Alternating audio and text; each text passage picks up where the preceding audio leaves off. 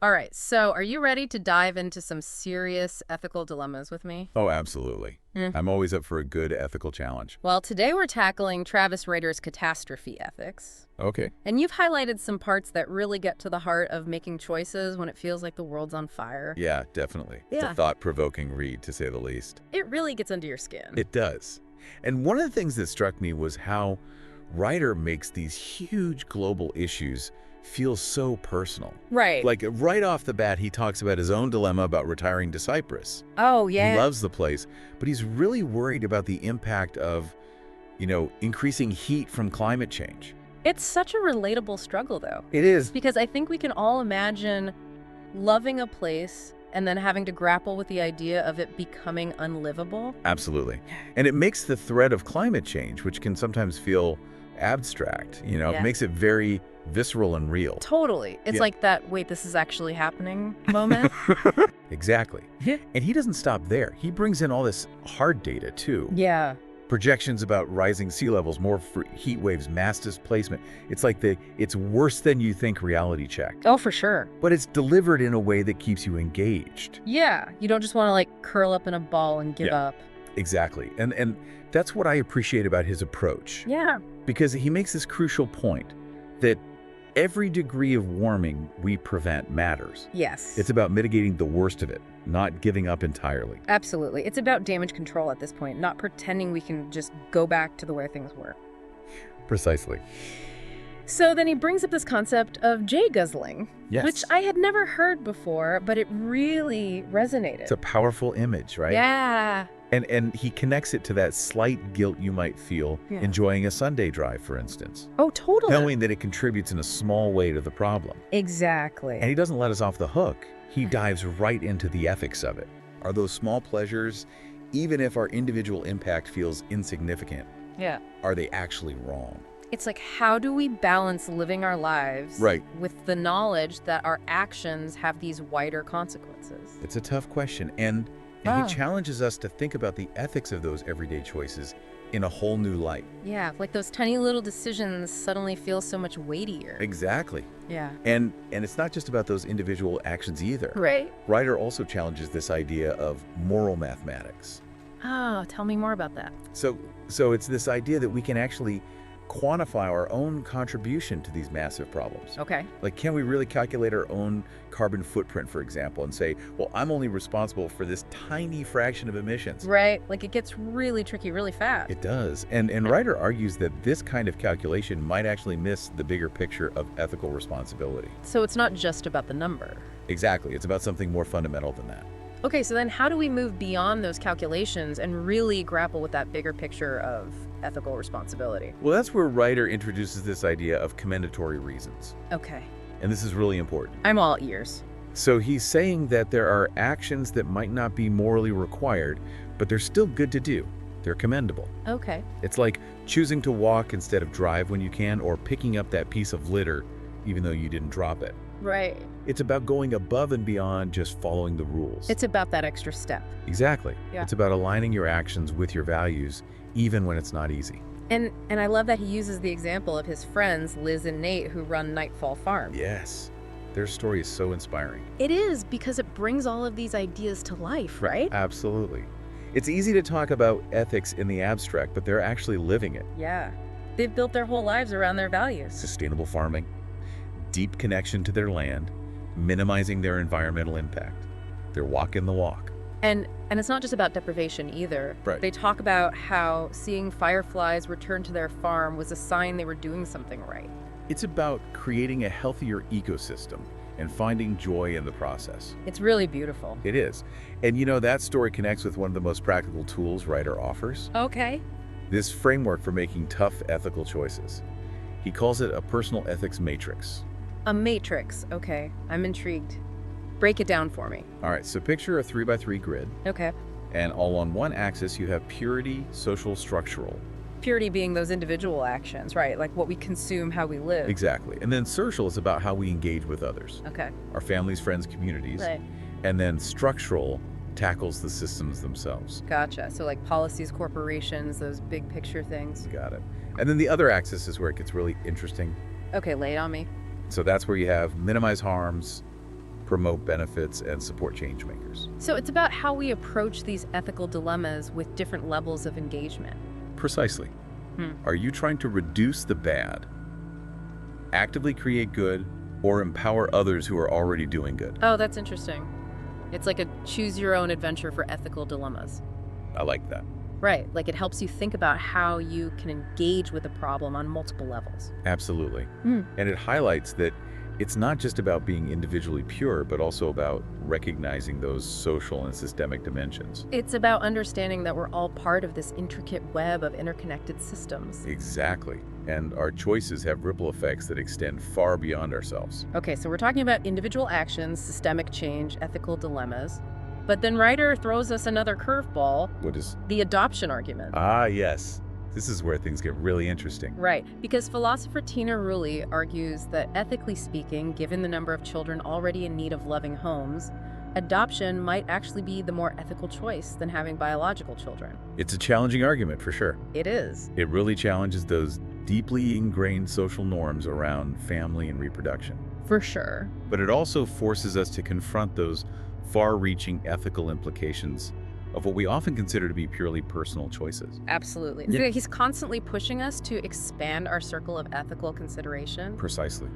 To think beyond ourselves and our immediate desires and consider the wider impact of our choices. And that's not always comfortable. It's not, but it's necessary. So then he goes on to talk about the procreative asymmetry. Yes, another thought-provoking concept. Right. And it's this idea that in a world facing so many challenges, the reasons to not have children might actually carry more ethical weight than the reasons to have them. It's a difficult thing to grapple with. It really is. Especially given how personal and emotionally charged the decision to have children is. Absolutely. But I think it's important to at least have the conversation. I agree. It's about recognizing the weight of bringing a child into a world facing climate change, resource scarcity, and so many other complex issues. It's about taking responsibility for the future we're creating. Exactly. And it's not just about procreation either. He also delves into the backlash against what he calls anti-racism book clubs. Right. It's like you can't just read about anti-racism and call yourself woke. Precisely. He argues that real change requires more than just intellectual engagement. It demands action, both individual and collective. Exactly.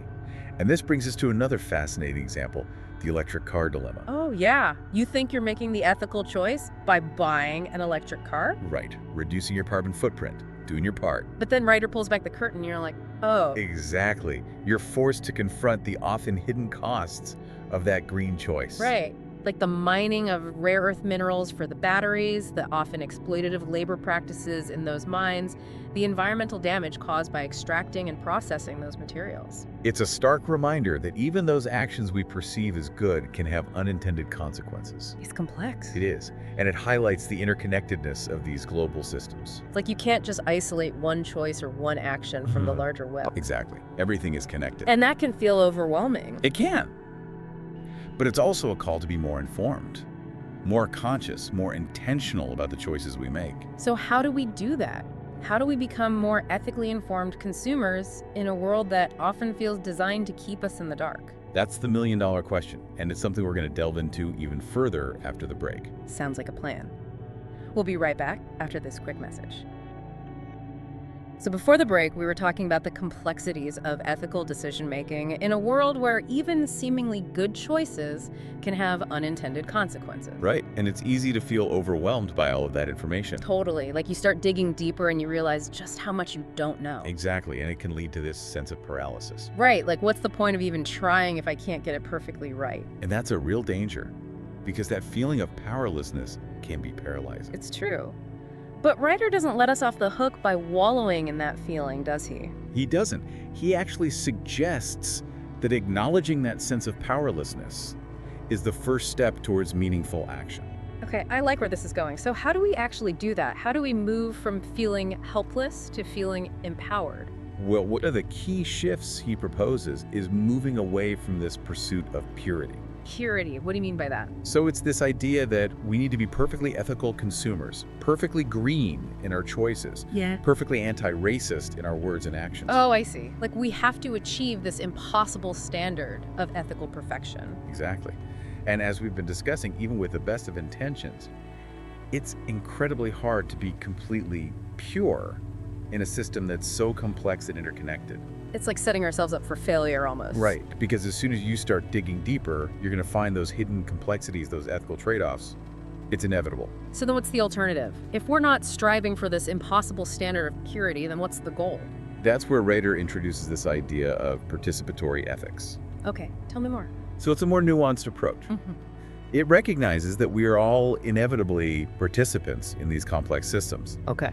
And it's about making conscious choices about how we participate, knowing that even small actions can have a ripple effect.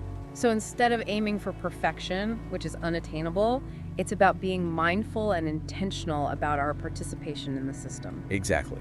It's about asking ourselves, given where I'm at, given my resources and limitations, what's the most ethical way I can participate in this system? It's about making the best choices we can with the information we have. Right. And recognizing that it's an ongoing process of learning and evolving. So it's not about beating ourselves up for not being perfect, but rather about striving to do better, to make more ethical choices over time. Exactly. And Rieder uses a great example from his own life to illustrate this. Yeah. He talks about his own evolving dietary choices. Oh yeah. What does he say? So he talks about how he's not a strict vegan, but he's made a conscious decision to reduce his consumption of animal products. Right. So it's about finding that balance that works for you. Exactly. Yeah. And that's something I think a lot of people can relate to. It's not about being dogmatic or adhering to some rigid set of rules. It's about making choices that feel both meaningful and sustainable in the long run. It's about progress, not perfection. I like that. It's about progress, not perfection. And that's where I think the ethics matrix we were talking about earlier becomes such a useful tool. Absolutely. It can help us navigate those gray areas. Right, because it gives you this framework for considering those different levels of engagement, those different ways of making a difference. Exactly. It helps you ask, what feels both impactful and achievable for me? Right, because for some people that might mean going all in on activism, organizing protests, lobbying politicians, dedicating themselves full-time to a cause. And that's amazing work. Yeah. But for others, it might look different. Right. It might mean starting smaller, having those conversations with friends and family, making changes to their own consumption habits, supporting organizations that are already doing the work. Exactly. And the point is, there's no one-size-fits-all answer. Right. It's about finding what resonates with your own values and your own circumstances. Precisely. And Rieder emphasizes that each of us has to find our own place on that spectrum of engagement. It's about making conscious choices, not out of guilt or obligation, but out of a sense of agency and responsibility. And that's what makes it empowering. Because it means we're not off the hook, but we also don't have to carry the weight of the world on our shoulders. We can find our own way to make a difference. Exactly. And I think one of the most important messages Rieder conveys is that it's not about being perfect. It's about striving to be better. We're all works in progress, right? Exactly. We're all works in progress. And it's okay to embrace the messiness of these ethical dilemmas. To acknowledge that there isn't always a clear-cut right or wrong answer. Right. Sometimes it's about making the best choice we can with the information we have and being open to learning and evolving along the way. And that can feel really liberating. It can, because it frees us from that pressure to be perfect and allows us to focus on the process of becoming more ethical, more engaged, more aligned with our values. It's about striving to live a life of integrity, even if we stumble along the way. Exactly. And I think that's a really powerful message. It is. So from all that we've discussed so far, what stands out to you as the most impactful takeaway from Rieder's book? You know, it's interesting. It's that concept of procreative asymmetry that we touched on earlier that really sticks with me. Oh yeah, that's a heavy one. It is.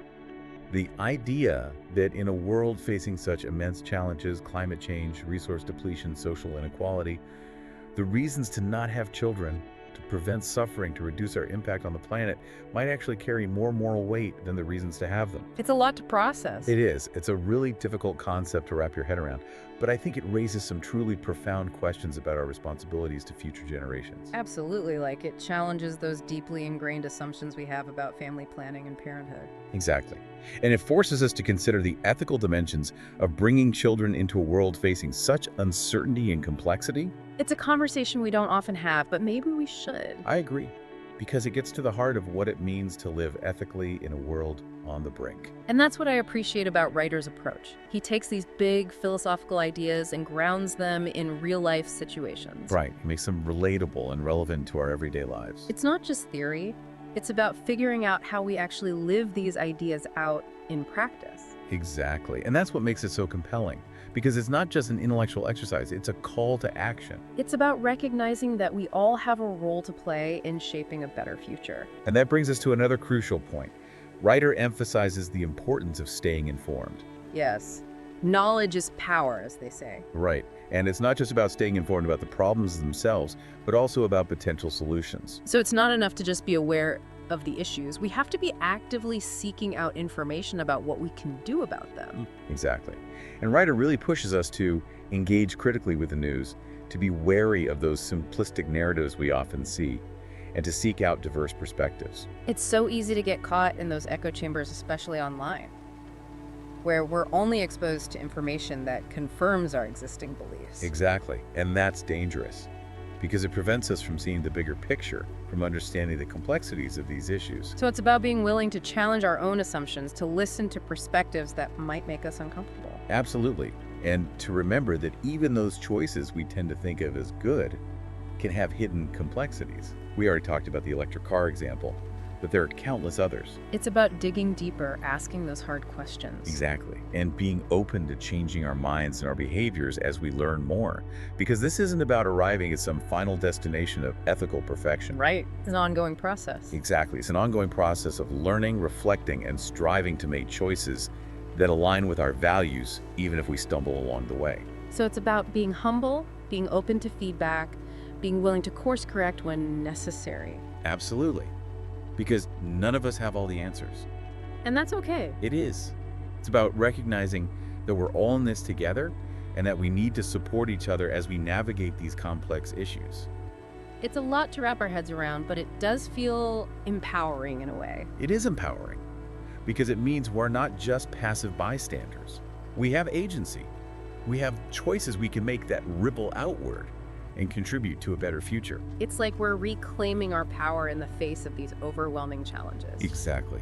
And one thing Rieder emphasizes is that we don't have to do it all ourselves. We don't have to invent all the solutions from scratch. Right? Like we were saying earlier, sometimes it's about supporting those who are already on the front lines, the change makers, organizations and individuals who are already doing incredible work. Exactly. And there are so many ways to do that, whether it's through donations or volunteering, or simply amplifying their message, spreading the word, getting more people involved. Finding those leverage points where our actions, even small ones, can have an outsized impact. Precisely. And being mindful of those everyday choices we make as consumers, because where we spend our money matters. It's like voting with your wallet, right? Exactly. Supporting businesses that align with our values, pushing for more transparency and ethical practices in those global supply chains. So it's not just about minimizing the harm we cause, but also about actively promoting good. Exactly. And Rieder gives this great analogy. He talks about imagining a group of kids about to vandalize a park. Okay. And he argues that it's not enough to simply refuse to participate in the vandalism. Right. We have to do more than just walk away. Exactly. We have a moral imperative to try to stop the vandalism and to potentially clean up the park afterwards. So it's not enough to just be not bad. We have to actively strive to be good, to make things better. Precisely. And one of the most powerful tools we have at our disposal is something we often take for granted. What's that? Conversation. Oh, I love that, because it's so true. Just talking about these issues, getting them out in the open, can be a catalyst for change. Absolutely. Because it's in those conversations that we challenge our own assumptions. We encounter different perspectives, we find common ground. It's where we start to build those bridges of understanding and empathy that are so crucial for collective action. It's about creating that space for dialogue even when it's difficult, even when it's uncomfortable. Yes, because that's how we grow individually and collectively. It's how we start to see the humanity in each other even when we disagree. It's about remembering that we're all in this together, facing these challenges as a global community. Exactly. Our individual actions are part of something much bigger. Our choices matter. But we're also part of a larger web of interconnectedness. I love that image, because it speaks to that balance we need to find between realism and hope. We have to be honest about the challenges we face, but we also have to believe in our capacity to make a difference. Absolutely. And to remember that those small steps taken collectively can lead to significant transformations. It's about finding that spark of possibility, even in the face of what can feel like overwhelming odds. Exactly. So as we wrap up this deep dive into catastrophe ethics, I think the most important question we can leave with is this. What does it mean for you, dear listener, to live a good life in a world facing catastrophes? What small step can you take today to align your actions with the change you want to see in the world? Because even amidst the chaos and uncertainty, we always have the power to choose how we respond, how we participate, and ultimately how we shape the future. It's a powerful message of hope. And on that note, thank you so much for joining us for this deep dive into catastrophe ethics. It's been a pleasure. We'll see you next time for another thought-provoking conversation.